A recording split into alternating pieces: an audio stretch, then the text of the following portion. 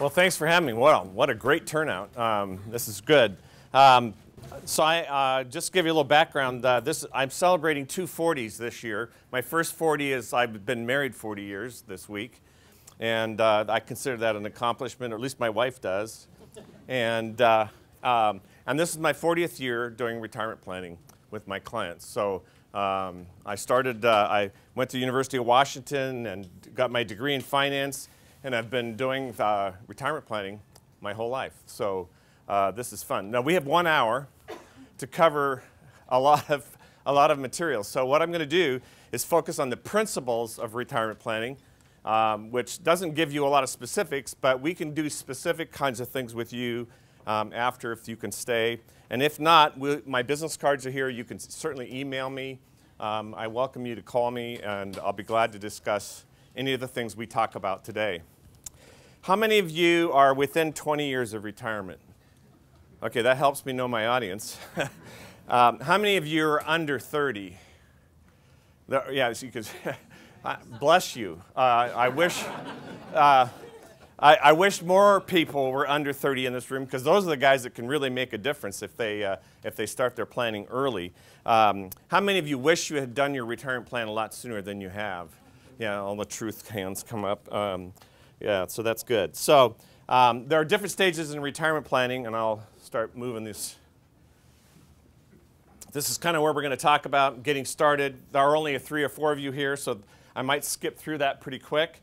And then prime time, and then, of course, the finish line and some action thoughts. So retirement plan involves fitting together many puzzle pieces provided an ideal situation. How many of you have smartphones? Oh, good. All right. So one of the first things I'm going to give you, this is a freebie, but if you don't know where your money's going, you probably won't have the money you need when you need it. And so one of the things that I recommend you do is have a money manager on your smartphone, and they're free. And there are several of them, but the one I use is called mint.com. I'll give you that as a starting point. It's a great way for you. It ties to your credit card or your debit card, and it automatically categorizes everything you spend on those cards. So it links your card, tracks what your spending is. The only thing you have to put in is your checks, what you wrote a check to. So it categorizes, and it helps you to know where and you can create budgets. And that's one of the most important things in preparing for retirement, is to know how you're spending and where your spending is. Some of you do that by hand and spreadsheets and so forth, but that program is really good. There are others. Lemon Wallet is another one. There's several others that are really good, and they're free. So look for a smart application that will help you budget. And you can carry, I have mine on my side all the time. I use it every day. And so mint.com. M-I-N-T. Just like mint, like, yeah, mint is like money, green. Yeah, it's good. You guys are good. Lemon Wallet's another good one that complements that. And there are many others. Mint's probably been around the longest, and I think they've developed their program well, and it's pretty easy to use.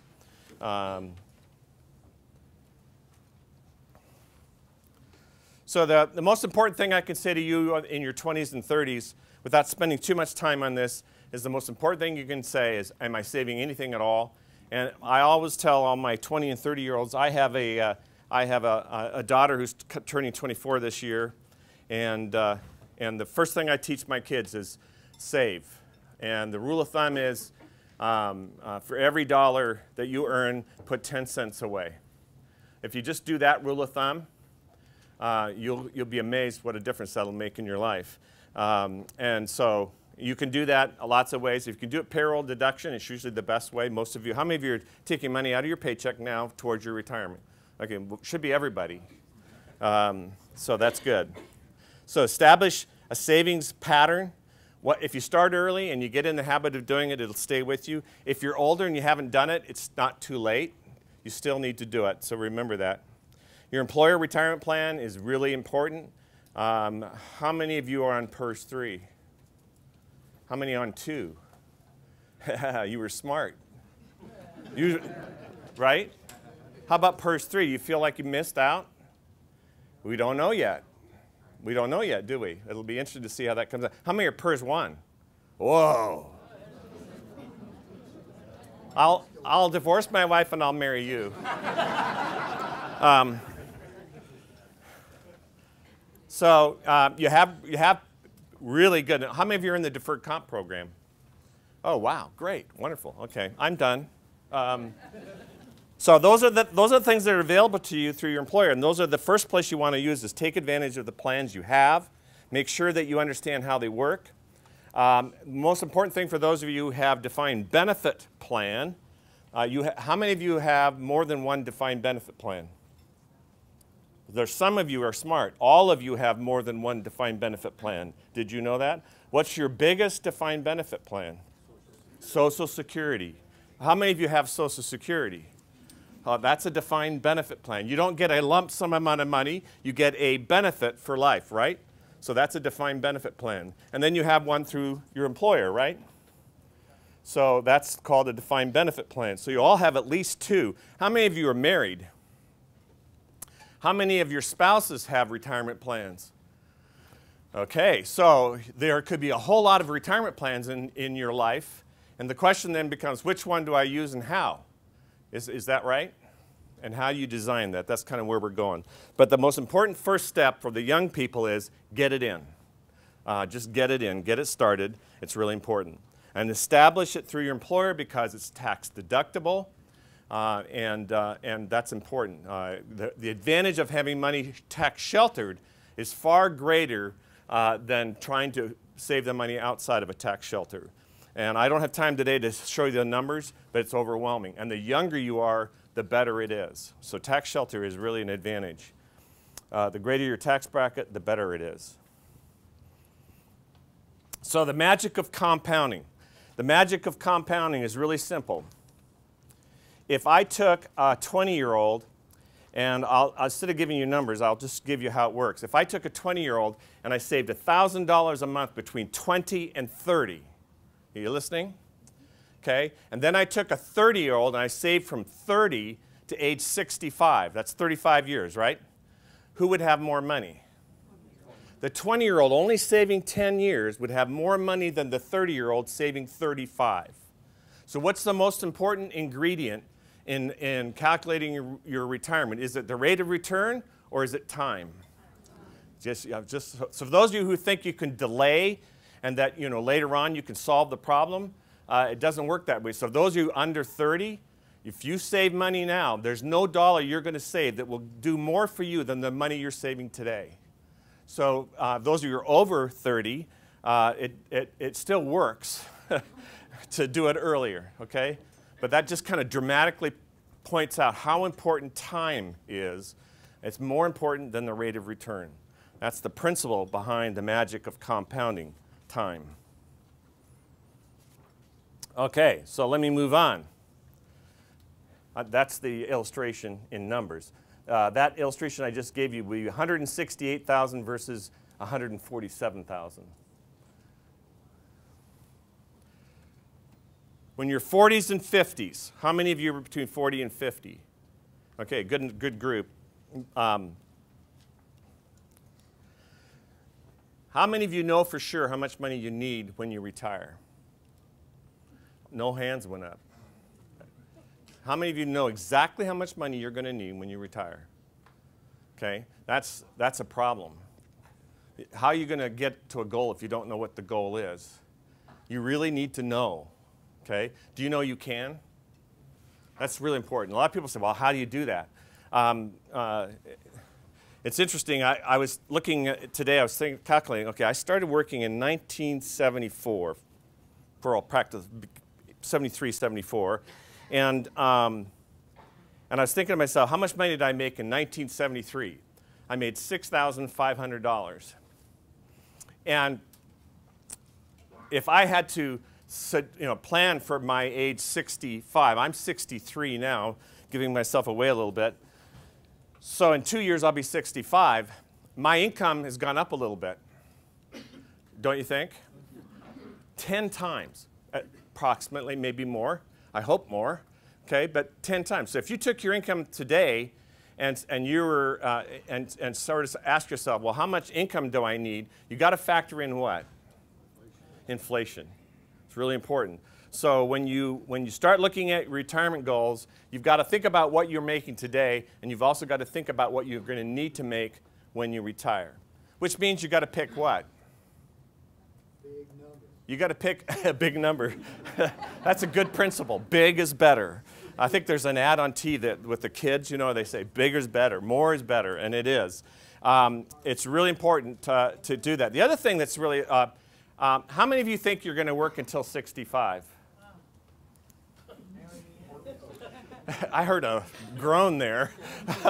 Most of your hands went up, right? So here's some interesting statistics, though. 51% of you are not going to retire at 65. You're going to retire before 65. Does anybody know why? Health. And who controls health? There's a lot of answers to that, right? So the very fact that you could sit here and say to yourself, well, I'm going to work until I'm 66, normal Social Security retirement date, but you may not. So you need to have some thoughts about when you're going to retire, but you also need to be really realistic about that and say, I may have to retire early. So it might not be a bad idea, and I do this with every client. We always plan age 62. And sometimes we have to plan earlier if we know there's a health issue coming. Okay? So just some thoughts about goal setting. But I can tell you right now, if you don't have that number or a good idea about what that number might be, you're in trouble already. And if you assume, so another statistic that will help you, what percentage of people in this country are retiring today on Social Security alone? Any guesses? It's close to 70%. And that number hasn't changed. That number hasn't changed in my full 40 years. Sometimes it dropped down like 66 one year, then it went up to 71 one year, a couple of years, and then it's back. It depends on how the economy is doing. So, and what happens? Why does that happen? Anybody want to know what happens? What happens is when people change jobs, what might they do? And the number is staggering. Something like 60% of all people who have a defined contribution plan, that's money you put in yourself, those of you who have PERS 3 understand that, and all those who have deferred comp understand that, when 51% of those are borrowed to the hilt. So what are people doing?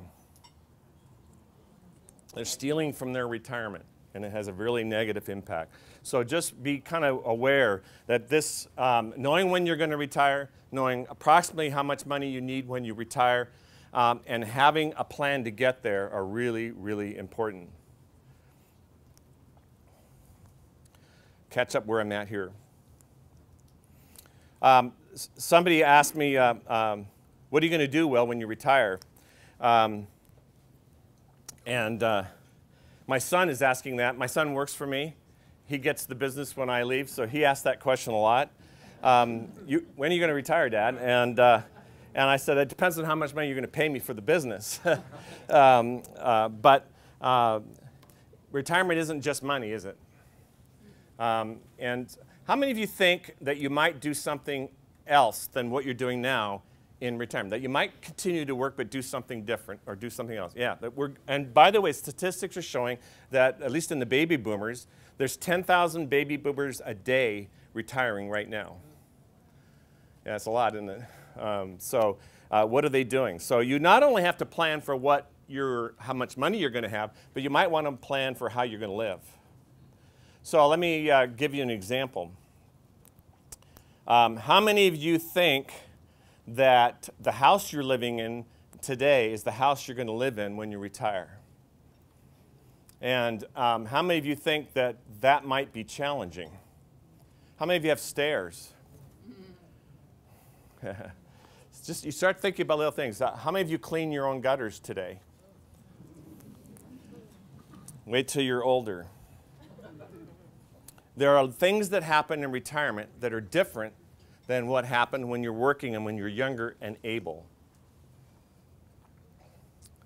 So one of the things you can do in preparing for retirement, if you feel you're underprepared, this is really important. First, get a plan. Get a plan. You can retire sooner if you plan. You will never retire sooner if you don't plan. Second, reduce your expenses. Manage your expenses. Probably, if I could get every client I had to manage their expenses well, my job would be easy. But life happens. How many of you have children over the age of 15?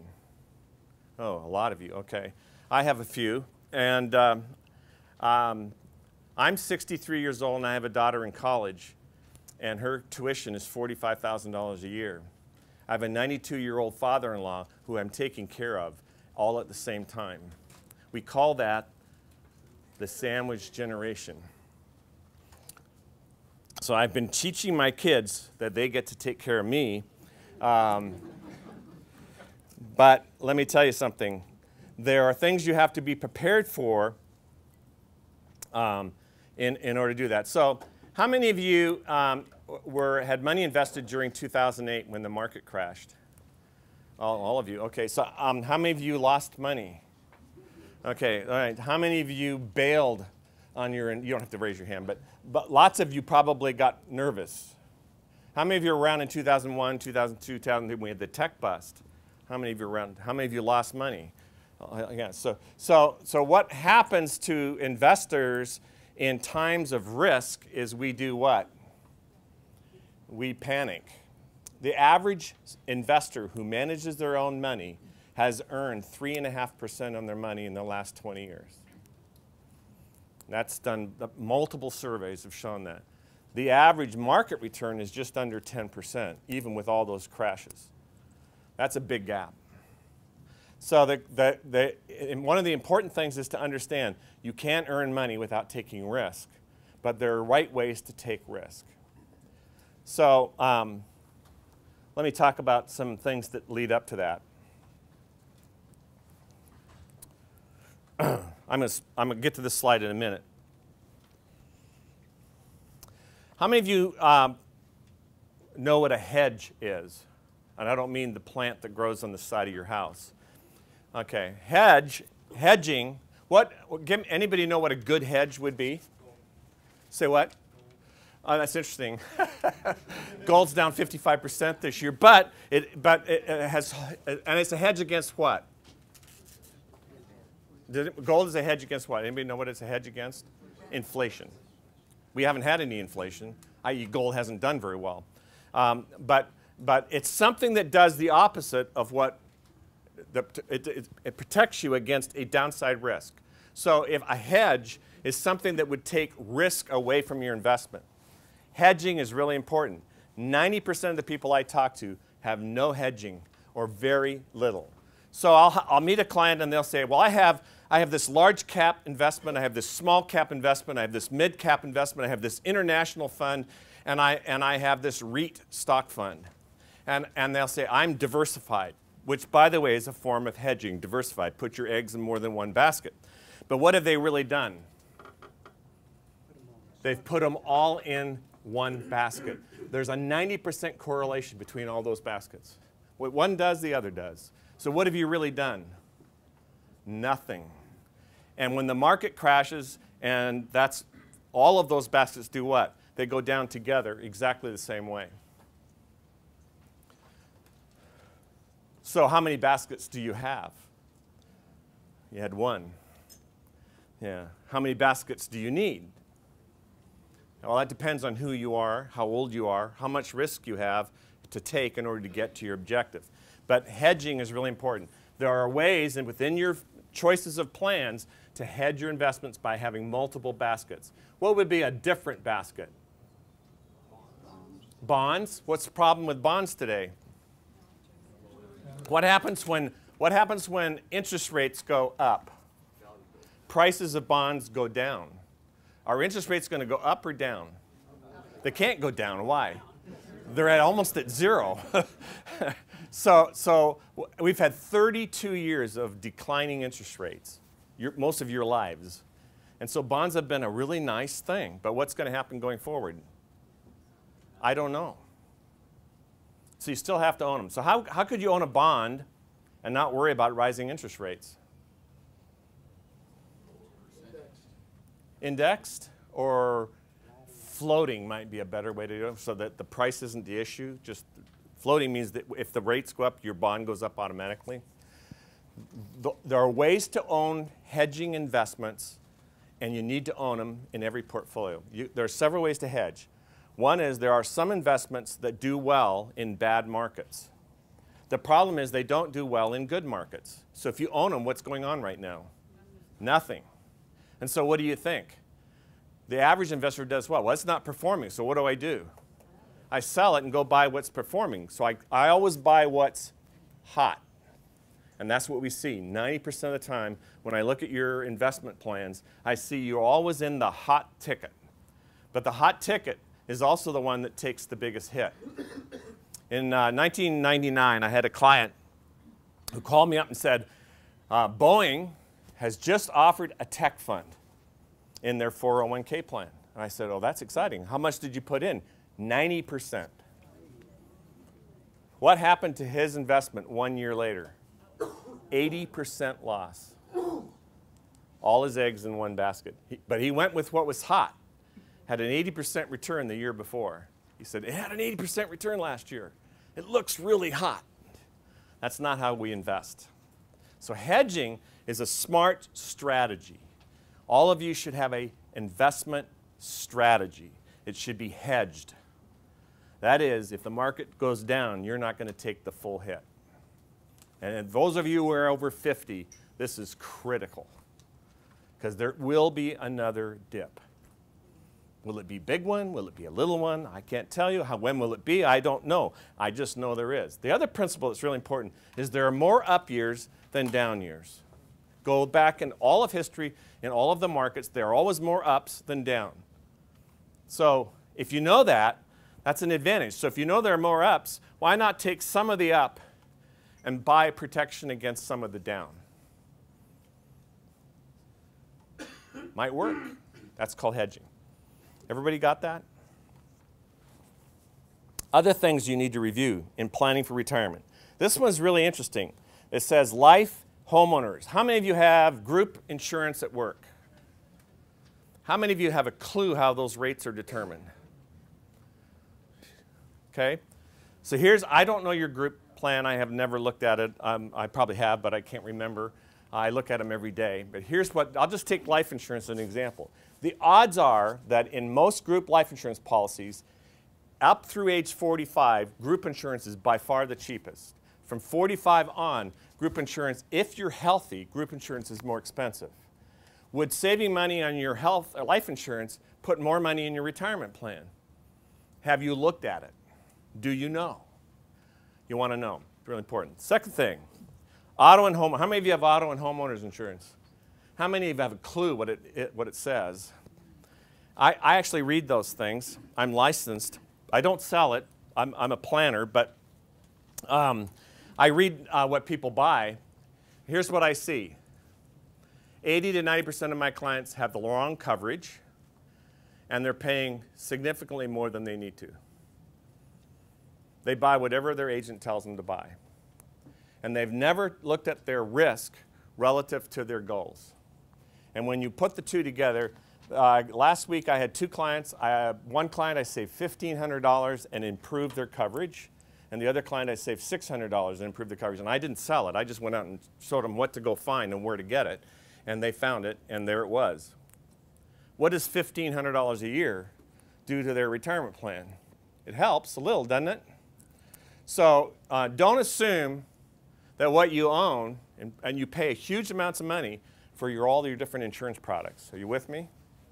And so you want to make sure that you're constantly reviewing those with someone who understands what it is.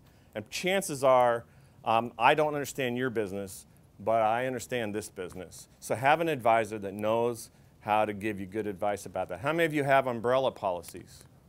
Oh, good. There's somebody getting that part. As you get older, you have assets. Your assets become exposed. And the more assets you have, the bigger the target is on your back. So if you get in an accident and you're at fault, even if you're not at fault, and you hurt somebody, let's say one of you is texting while you're driving on the way home today and you hit me. How much am I going to sue you for? As much as I can get. Why? Because you hurt me, right? And I have to take care of my family. So where am I going to go when you run out of insurance? I'm going to go after your retirement assets. You bet I am. Okay, now some of them are protected, but some of them aren't. And that's I'm not an attorney, I won't practice that part. But just understand that reviewing your benefits and how much you pay for them is critical in planning for retirement. The other part is Social Security. So my wife is same age as I am, and I'll give you an example of how complicated Social Security has gotten. So, can I take my Social Security right now?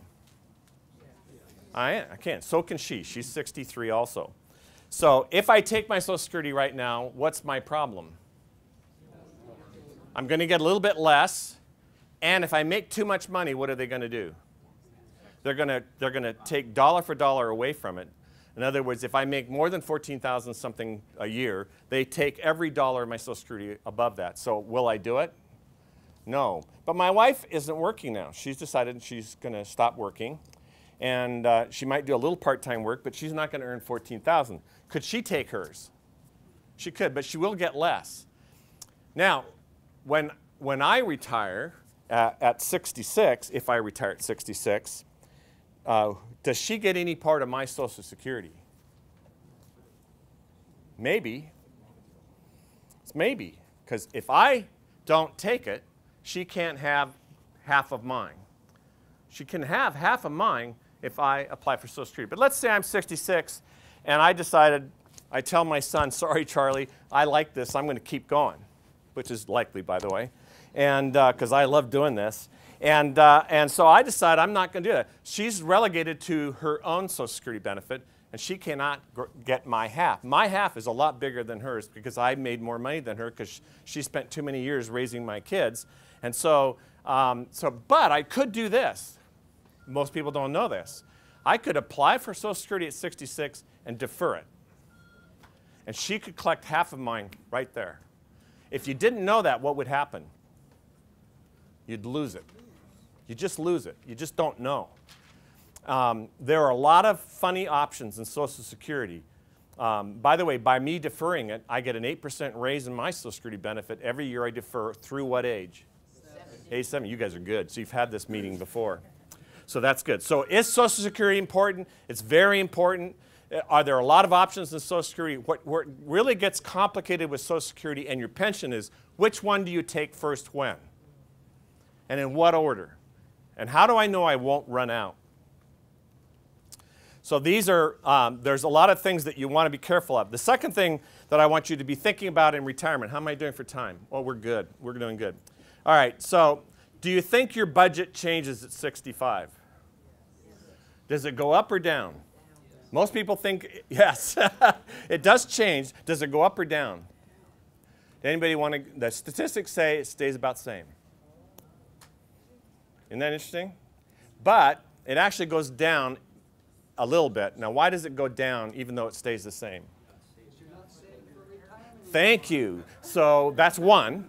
You're not putting money into your retirement account. What else? Social Security. You're not paying into Social Security. Okay? But what are you paying for that you weren't paying for before? Your medical care costs go up in retirement dramatically, and they continue to go up, and the older you are, the higher they get. But you say, oh, I got Medicare, and if I buy a Medicare supplement, I'm fully covered. Sorry, Charlie. It doesn't work that way. You'll still have out-of-pocket costs. And the problem is you're likely to be using health care a lot more. So you have to budget for retirement different than you're budgeting now. So whatever your budget is now, when you retire, you need a new budget. And that's one of the things I spend a lot of time teaching my clients is how to budget. How many of you have long-term care insurance? Yeah, okay. How many of you do not have long-term care insurance? That's the vast majority of you. So how many of you in this room think you'll ever need long-term care provision? Somebody may have to take care of you. I can tell you right now that about 80% of you will be cared for in your retirement years. 80% of you. Okay? Who's paying for that? If you don't have any, yeah, thank you, you are. Okay? Or your family is. So it's really important that you understand what expenses are going to come in retirement that you don't have now. And you're not going to be buying disability insurance. You realize now that part of your benefit package is disability. So basically, it's just a form of disability insurance for elderly care. So you really haven't changed it, just now you have to pay for it. Now you can pay for it out of pocket, or you can pay for it with insurance, and by the way, there's about a dozen ways to take care of your long-term care costs.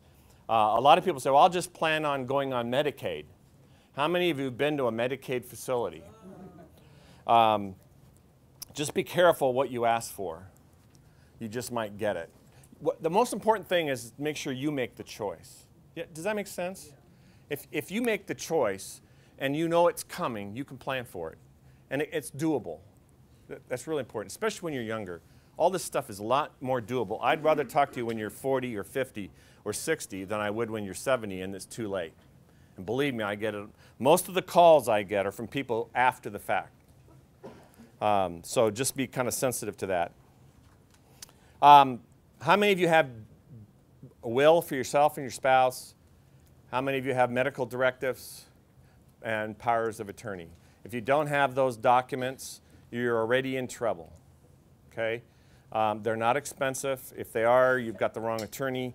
Those are really important documents.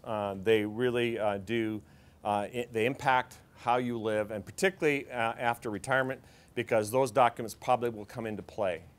So you want to spend time talking about those. Those are a big part of your retirement planning. Make sure those documents are done. Do it while you can, and while you've got, and you'll change those over time because laws change, but that's important. How many of you know what you're going to do with your retirement money when you retire? I got one hand. That makes me nervous. I mean, you spend your whole life accumulating this wad of money or benefit, and then how much time have you spent deciding what you're going to do with it when you get there? Can you do the same thing with your money when you're retired that you did before you retired? Most people do, by the way, and that creates a problem. What's the problem? What happens when you retire to your need? All of a sudden, you're drawing money. Okay, you're drawing money, and you're no longer just accumulating money.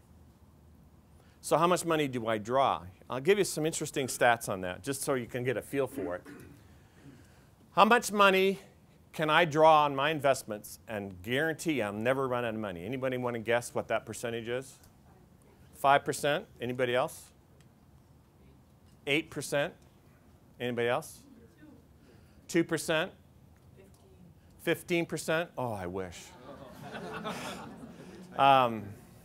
The answer is under 4, probably 3 to 3.5%. You say, why?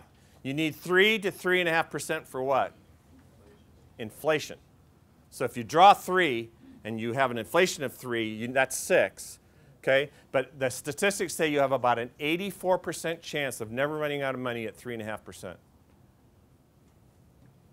That's historical. Here's the other one. Everybody looks at retirement and they say, well, if I earn 7% on my money from 65 until I die, and you have to pick a date, I wish if I could, every client could walk in my office and say, I'm going to die at 84, I could really make this easy. But that's not what happens. What percentage of couples age 65 will make it to age 80? One of them will make it to age 80.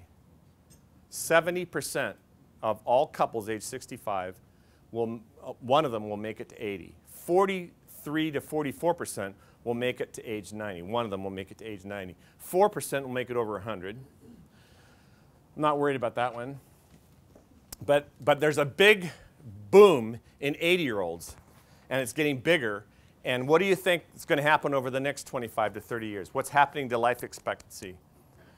It's growing. It's getting better. That means the number of people going into their 80s and into their late 80s and into their 90s is growing significantly. And what that does is that adds the risk of running out of money becomes greater. And so the need to know you won't run out. Somebody said, well, I just want to die and have nothing left in my pocket so I can leave nothing to my kids and I can live. So I'll take that 15% that you want. And the problem is you're 74 and you ran out. And why did you run out? Because the market decided in the first 5 years you were retired to crash or go down. There's an amazing difference between what the market performance of your investments do. The first 5 years you retire are the most critical years of your return. If you can tell me what your rate of return is going to be from the day you retire for that first 5 years, I can tell you how much to draw on. But the problem is you can't. So how do you plan? You have to plan carefully. Now, if we get a positive market that first 5 years, what can I do? I can give you a raise. A raise is okay in retirement, okay. But if it's negative, what might we have to do? Might have to adjust. So you have to also think about where you're investing in those first 5 years, and hedging becomes even more critical in your retirement years. So you have to spend more to hedge, by the way. Hedging reduces your rate of return. Whatever you buy to offset risk doesn't come free. So just kind of keep that in mind. Am I doing okay? Yes. All right. What are some examples that you give of hedging? There are hedged funds. You hear the thing called hedge fund. That's really not a hedge fund. It used to be. It's not anymore. But there are actually fund managers who manage with hedging in it. So they'll say to you, and you can look, and there are a lot of them. You've got to know kind of who they are and what they do. And what they do is they buy what's called a put option on the portfolio. And put options say if the market goes down, you benefit. Okay? And so they don't have to buy the market. They just buy an option. The option is a cost. It'll come off the top. So if you have a 10% return, you might take 2 or 3% of that and buy put options, and that offsets the risk. So that fund manager doesn't look good as the other guy down the street, but he's a lot safer. So if you're retired, that put option guy might be the guy you want to know, but how many of you are going to know that? That's a hedge. Another hedge is to have truly diversified portfolio. Don't have all your eggs in one basket. So you've got real estate, you've got commodities, you've got currency, you've got stocks, you've got bonds, you've got different types of bonds, all those kind of things. There are a lot of buckets that you can use to diversify. Diversification is always reduces your risk. That's really important. There are companies that will sell you guarantees. So you can actually buy guarantees, income. So you can trade your asset for an income, guaranteed. And there are a lot of them. And it's my job to teach my clients what those are. They all cost money. Some of them are a lot more expensive than others. And that's my job is to educate and help you to understand what's available and who they are and where they are. That's what I do. That's why it's so important. The financial planning process puts all of it together and paints a picture that you can easily track and follow. A good financial plan is a living document and with an advisor that's with you all the time. I see every one of my clients 5 to 6 times a year in person. I usually drive to their home. It limits the number of clients I can have, but I do a really good job that way. And my clients know what they have and why. Really, really important.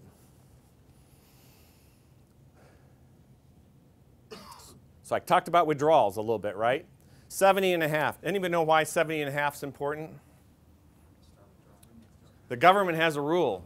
All that tax shelter you've had all your life, at 70.5, it's no longer allowed to stay in there. You have to take it out. It's called mandatory withdrawals. At 70.5, they have a scale. It's, I'd like to say it's actuarially calculated, but it's somewhat it's somewhat arbitrary, but it's actually not bad. It starts around 3% and the older you are, the bigger it gets. And it mandates that the money you've accumulated in any kind of deferred compensation plan, IRA, 401k, 401a, your retirement plan has to come out starting at age 70.5.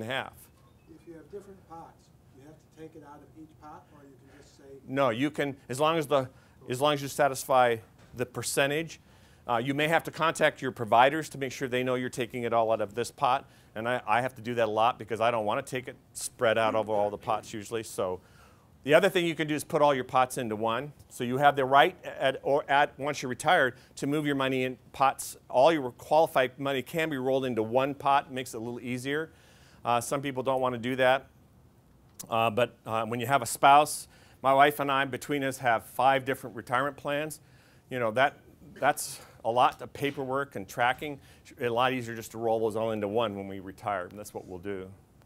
So there's just some things you can do. But the 70.5 is a mandatory withdrawal. Do you know it's possible you could accumulate too much money in your retirement plan? Why is that? Anybody know? Why could you accumulate too much money in your retirement plan? Taxes. So this is the key. I hope nobody in this room has this problem, but I run into it. If you put all of your retirement savings into a qualified retirement plan where you're tax deducting the contribution, the only way that money can come out, okay, is ordinary income. Ordinary income is taxed at the highest level. If I had dividend income, what would my tax rate be? 15 or 20, or if you're making too much money, they got that new 3.8% surcharge. And you could have what's called alternative minimum tax, which, for those of you who don't know, there's a lot of taxes you don't know about unless you start doing this stuff. But what is the tax on dividends? Same, 15% or 20%. What's the tax on your money coming out of your retirement plan? It's ordinary income. So whatever your bracket is, the beginning bracket is 15%. So for most of you, it's going to be higher than 15%. That's okay, but what if it jumps you from the bracket you are now to a higher bracket? Is it possible that you could retire and actually bracket yourself up? With mandatory distribution, it can. We see it. We actually see people accumulate too much money in a qualified plan. I hope everybody in this room has that problem. But it rarely does, but it does happen. I've had it happen a couple times in the last couple of years. So this mandatory distribution and when you distribute money is important. So even though there's a mandatory distribution at 70.5, does that mean you have to wait until you're 70.5 to take distributions? No, you can still take those distributions. What's the earliest you could take distributions? How many of you said 59.5? Actually, you can take it earlier. Did you know that? Sneaky, there's a way. So those who want to retire early, we can do it. It's called the 72T, little known law, that allows us to cheat, okay? So if those of you interested in that, you can ask me that question later. But you can retire early, or earlier than 59.5. So now some employers have some rules about that, but we are sneaky. So we can figure out ways to do that. But generally, it's 59.5 is without penalty. Without penalty, you can start drawing your qualified plans. It will be taxed as ordinary income. That's really important. How's your Social Security taxed? Sort of, kind of, maybe. Okay? So some of it's ordinary income, but not all of it. How much of it is ordinary income? Depends. So if you're making less than $32,000 a year and you're single, okay, it's $35,000 a year and you're single, okay, there's no tax. If you're making less than $42,000 and you're married, couple, it's no tax. If you're making over $42,000, it's taxed at 85%. 85% of it is taxed at whatever rate you're at. Just seeing if you're awake, just seeing if you're awake. 85% of it will be included, but not 100%. So it's not as highly taxed. So which dollar do I pick at retirement if I have choices of different places of getting my retirement? So some of you could retire early and defer your retirement income to a different date. Did you know that? Okay, so how do you do that? That's planning. So that's just sort of kind of keep that in mind. Lots of ways. So knowing these retirement rules and the tax impact. How many of you have a Roth IRA? You just want to complicate your life, don't you? All right. Q&A now? All right, so it's 10 till. I'm going to open up to Q&A. Anybody? Yeah, go ahead. How do you factor like your real estate, your home into that? Yeah, great question. How do you want to factor it in? Do you want to spend it, or do you want to pass it on to your kids? See, a lot of people don't know you can spend your house. Did you know that? You can spend your house and live in it, tax-free. Reverse mortgage. Is there any negative to a reverse mortgage? What's the negative? It isn't free. But for the right person in the right circumstance, it's a wonderful option, especially at certain ages. You make sure both spouses are on the deed. That's correct. Thank you. Yeah. Both spouses are on the deed. But the answer to your question is maybe, maybe not. Should I own my house outright? It certainly gives you a lot of other options. There are different philosophies about debt. I'm I don't like a lot of debt guy. So I think the older you are, the less debt you have, the less risk you have. But at the same time, there are people who argue that if, at these low interest rates, I've got a 3-something% interest rate on my, what's left on my house. I'm almost done. But that 3-something% interest rate deductible is maybe costing me 2-something%, and I'm earning a lot more than that in my investment. Why should I pay it off? I can afford to do that. That's not a bad decision. There are other people that I would say, look, knowing your pattern of how you spend money and how you save and how you manage debt, I recommend that you get out of debt. Some people just can't hang on to money. And if you're one of those people, you are. Get that. You are who you are. And sometimes you change, but rarely you don't. Why is a Roth IRA bad? It's not bad or good. It's different.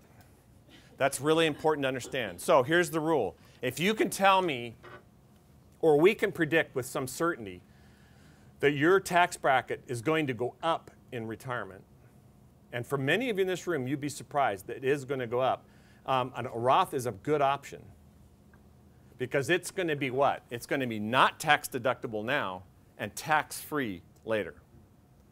So it's a way to manage taxes, and it's another way to accumulate money for retirement. It fits a certain kind of person. The person who's been really good at retirement planning and who's accumulated a lot of money and looks like they're going to retire with equal or greater income at retirement, I would think a Roth IRA looks really good. Wouldn't you use a Roth IRA first when you first come out?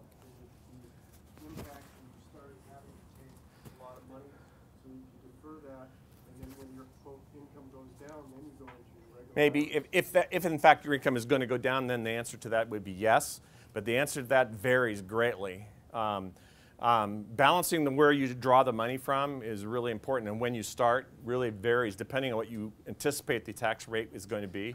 So what I do with every one of my clients is I actually run a tax return all the way out. I actually run tax returns. I can go to any year in the future and predict a tax return, and then I can look at with a Roth or without a Roth, and then we can help make that decision. But you're exactly right. I mean, that's a complicated thing sometimes, but that's what it takes to figure it out. Good thought, yeah.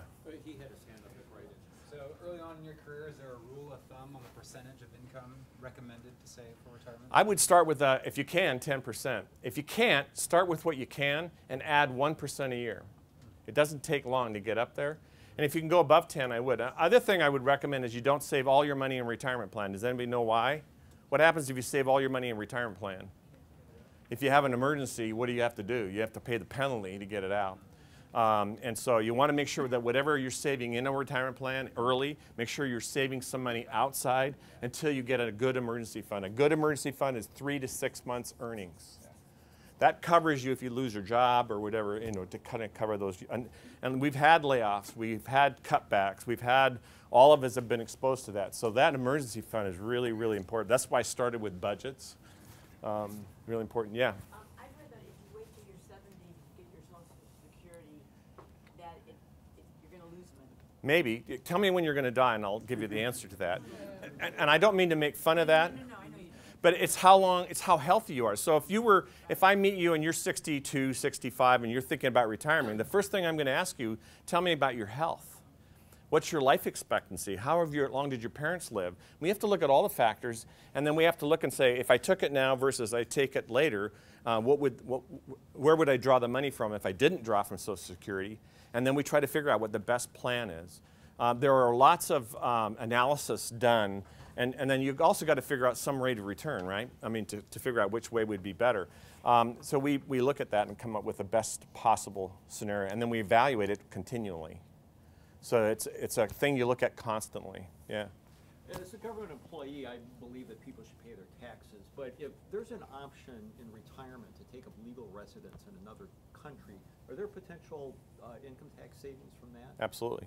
Not from this country, but in that country, absolutely. But I mean, it would if you're permanent resident there, you're going to be in their tax rate. So and it varies from country to country. But we have people that move to Costa Rica, for example, is a really common one today, and it's a whole different planning process. Yeah. Yeah, interesting question. Yeah, go ahead. A little louder. I've got this fan. Long-term care insurance, is Yes. that a good idea, or is it better to save? Long-term care at younger ages is really a good idea because it's gotten really expensive. But the statistics on how women, for example, have about a 70% probability of using long-term care.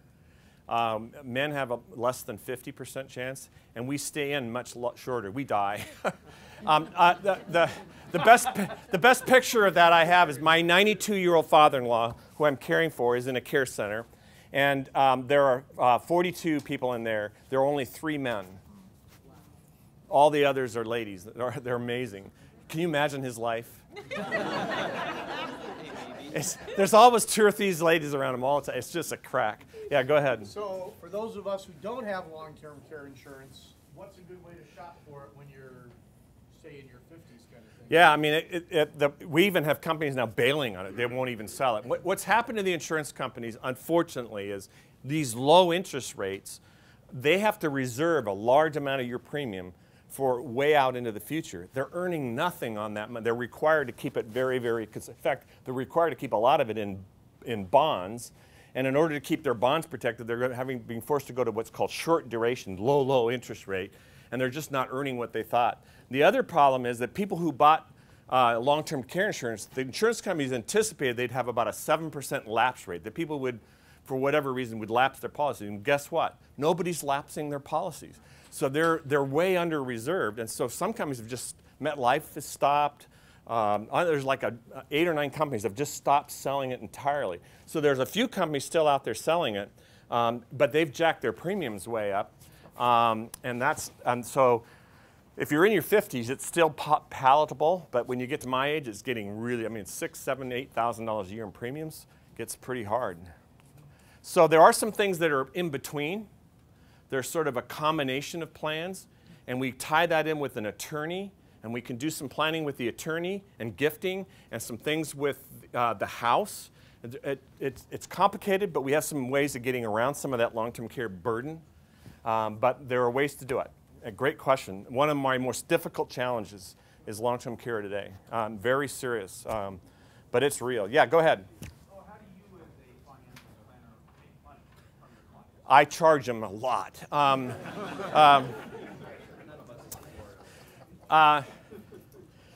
I look at every client, and my rule of thumb, my son gets really mad at me. He's much more, my rule of thumb is if you can't afford it, I do it for nothing. And if you can't afford it, I charge you. And you say, well, how do I do that? I look at the complexity, how much work I have to do. I lay it all out for you. I say, these are all the things that you need to do. Here's what we'll do, and here's how much we're going to charge you, and you hire me or you don't. And I do it mostly on your ability to pay. And I've learned that if I do that, I do the right thing for every client. Clients take care of me. So there's no commission. You don't pay that. Yeah, the only time I do commission is if you call me and say, I want you to go find a life insurance policy for me. If you make me do that, I'm going to charge you, because the only way I can get paid on insurance products is commission, unfortunately. That's controlled by the government, not me. So then I have to take a commission. Will, Yeah. thank you very much. Am I done? Yeah.